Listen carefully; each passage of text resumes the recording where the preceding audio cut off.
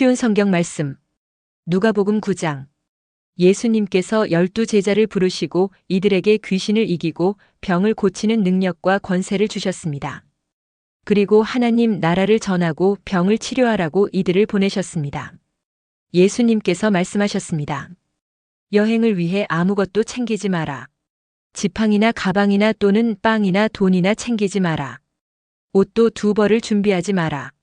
어느 집에 들어가든지 떠날 때까지 그 집에 머물러라. 만일 너희를 받아들이지 않으면 그 마을에서 나올 때에 내 발에서 먼지를 털어버려라. 이것이 그들에게 경고하는 증거가 될 것이다. 제자들이 떠나 온 마을을 두루 다니면서 복음을 전파하고 가는 곳마다 사람들을 고쳐주었습니다. 분봉왕 헤롯은 일어나는 모든 일을 듣고 매우 혼란스러웠습니다. 그것은 어떤 사람들은 세례자 요한이 죽었다가 다시 살아났다고 말하고 어떤 사람들은 엘리야가 나타났다고도 하고 또 어떤 사람들은 옛 예언자 중에 하나가 다시 살아났다고도 하였기 때문이었습니다. 헤롯이 말했습니다.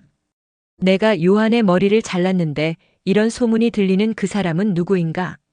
헤롯은 예수님을 한번 만나보려고 하였습니다. 사도들이 돌아와서 자기들이 했던 모든 일들을 예수님께 말씀드렸습니다.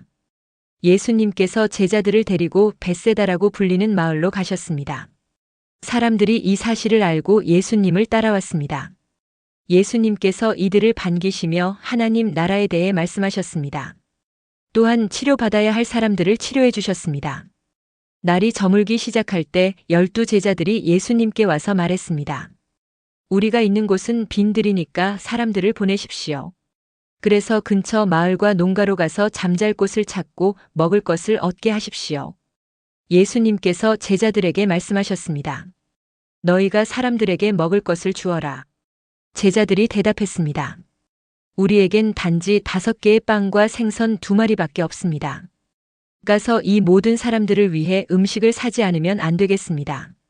사람들은 남자들의 수만 약 5,000명 정도 되었습니다. 예수님께서 제자들에게 사람들을 50명씩 무리지어 앉게 하여라 하고 말씀하셨습니다. 제자들이 예수님의 말씀대로 사람들을 앉게 하였습니다. 예수님께서 빵 5개와 생선 2마리를 들고 하늘을 우러러보며 감사 기도를 하셨습니다. 그런 후에 제자들에게 떼어주며 사람들 앞에 내놓도록 하셨습니다. 사람들이 모두 먹고 배가 불렀습니다. 또한 남겨진 조각들을 모으니 12바구니에 가득 찼습니다. 예수님께서 홀로 기도하고 계실 때였습니다. 예수님께서 함께 있는 제자들에게 물으셨습니다. 사람들이 나를 누구라고 하느냐?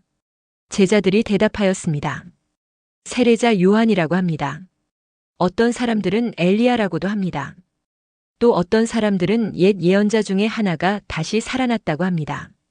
예수님께서 제자들에게 말씀하셨습니다. 그러면 너희는 나를 누구라고 하느냐? 베드로가 하나님의 아들 그리스도이십니다라고 대답했습니다. 예수님께서 제자들에게 이 사실을 아무에게도 말하지 말라고 엄히 말씀하셨습니다. 인자가 많은 고통을 받고 장로들과 대제사장들과 율법학자들에게 배척을 받아야 한다. 또한 죽임을 당한 후 3일째 되는 날에 다시 살아날 것이다. 예수님께서 모두에게 말씀하셨습니다. 누구든지 나를 따라오려거든 자기를 부인하고 매일 자기 십자가를 지고 나를 따르라. 자기의 생명을 건지려고 하는 사람은 잃을 것이다. 그러나 나를 위해 자기 생명을 잃는 사람은 자기 생명을 건질 것이다. 만일 이 세상을 모두 얻고도 자기를 잃거나 빼앗기면 무슨 유익이 있느냐? 누구든지 나와 내 말을 부끄러워하면 인자도 자신의 영광과 아버지의 영광과 거룩한 천사의 영광으로 올 때 그를 부끄러워할 것이다. 내가 진정으로 말한다.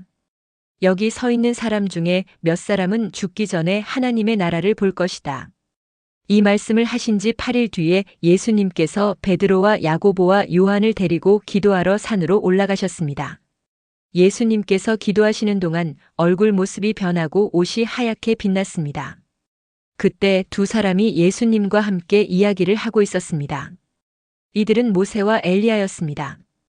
그들은 영광스러운 모습으로 나타나 예루살렘에서 이루실 예수님의 죽음에 대해 말씀을 나누고 있었습니다. 베드로와 같이 있던 다른 제자들이 잠을 이기지 못하고 졸다가 깨어났습니다. 그리고 예수님의 영광을 목격하고 다른 두 사람이 예수님과 함께 서 있는 것을 보았습니다. 모세와 엘리야가 떠나려고 하자 베드로가 예수님께 말씀드렸습니다.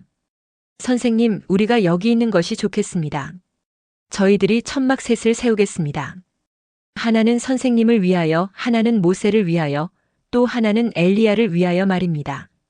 베드로는 자기가 무슨 말을 하는지도 알지 못했습니다.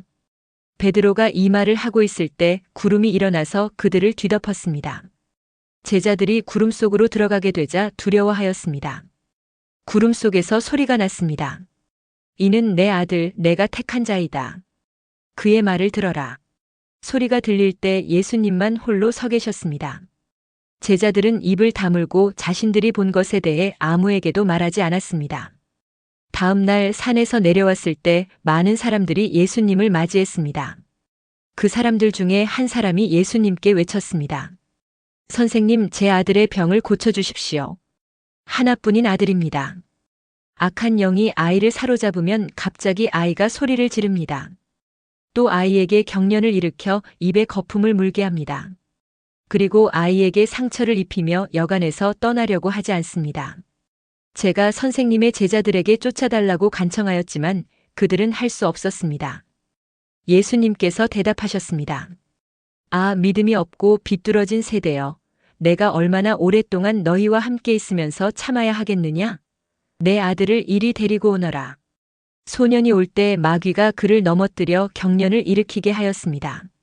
예수님께서 더러운 영을 꾸짖으시고 소년을 고쳐주셨습니다. 그리고 그 아버지에게 돌려보냈습니다. 사람들은 모두 하나님의 위대하심에 놀랐습니다. 사람들이 모두 예수님이 하신 일을 보고 놀라고 있을 때 예수님께서 제자들에게 말씀하셨습니다. 너희는 이 말을 귀담아 들어라. 인자가 사람들의 손에 넘겨질 것이다. 그러나 제자들은 이러한 예수님의 말씀을 이해하지 못하였습니다. 제자들이 이해하지 못하도록 그 뜻이 감추어져 있었습니다.